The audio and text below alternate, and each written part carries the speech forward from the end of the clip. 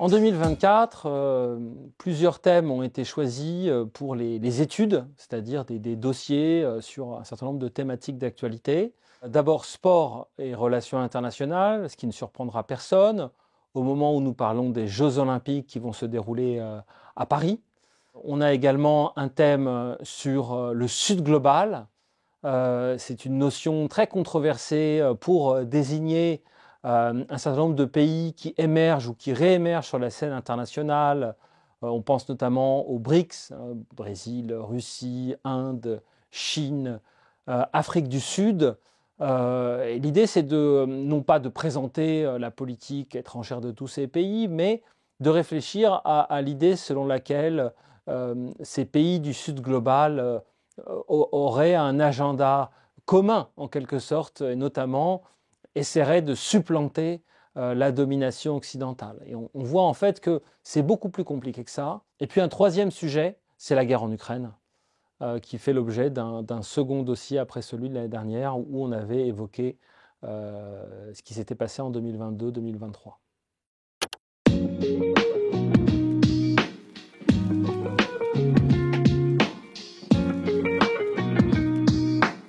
Le sport, c'est un sujet compliqué à traiter en relations internationales parce qu'a priori, c'est un sujet extérieur à l'actualité internationale si on considère que les deux acteurs principaux en relations internationales, c'est, comme disait Raymond Aron, le diplomate et le soldat. Le sportif, a priori, il ne s'intéresse pas à la politique et il est là pour performer, si j'ose dire, dans son sport.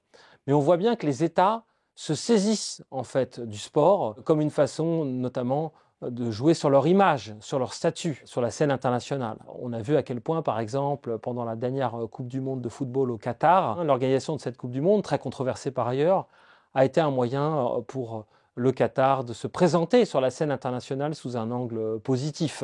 Donc il y a une diplomatie sportive qui est en cours d'élaboration et en fait, lorsqu'on parle de sport, on se rend compte que le sport est le révélateur, la caisse de résonance d'enjeux internationaux assez classiques, mais aussi émergents, comme tout ce qui concerne les enjeux de communication stratégique, les enjeux d'image, les enjeux de statut, où le sport joue un rôle important. Pour la France, l'organisation des Jeux Olympiques, c'est quelque chose d'important, non seulement parce que ça lui permet de rayonner, mais aussi parce que c'est son image qui est en jeu.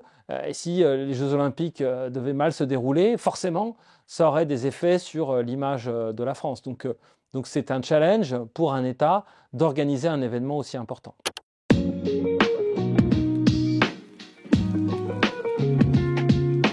Alors vous savez, il y a deux écueils lorsqu'on étudie les relations internationales. Le premier écueil, c'est de considérer que rien ne change, qu'il n'y a rien de nouveau sous le soleil, c'est toujours la guerre, c'est toujours les intérêts des États, la difficulté d'élaborer la paix.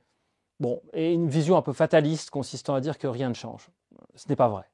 L'autre écueil, c'est de considérer que tout change en permanence.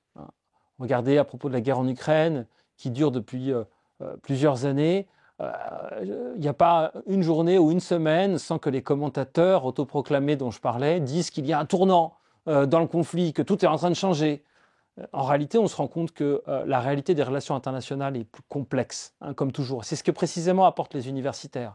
C'est-à-dire, oui, il y a du nouveau dans la guerre en Ukraine, et notamment l'usage précisément de cette communication stratégique, des réseaux sociaux, des nouvelles technologies, la manière dont les drones sont utilisés. Tout ça, évidemment, n'était pas observé dans les guerres du XXe siècle. Et en même temps, qu'est-ce qu'on observe en Ukraine? On observe une guerre de position, une guerre de tranchées, qui ressemble à bien des égards à ce qui se passait pendant la Première Guerre mondiale, c'est-à-dire il y a plus de 100 ans.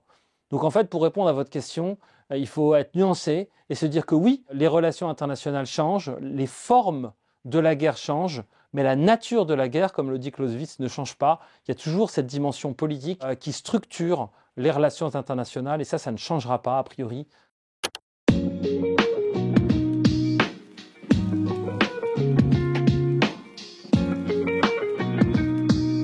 C'est évidemment important de se décentrer. C'est aujourd'hui un mot à la mode. Se décentrer chronologiquement, c'est-à-dire de comprendre, comme on vient de le dire à propos de la guerre, eh bien qu'un retour vers le passé, un retour vers l'histoire permet de mieux comprendre l'actualité et qu'un des grands écueils de la période contemporaine, c'est une focalisation extrême sur le présent, se décentrer par rapport à la géographie.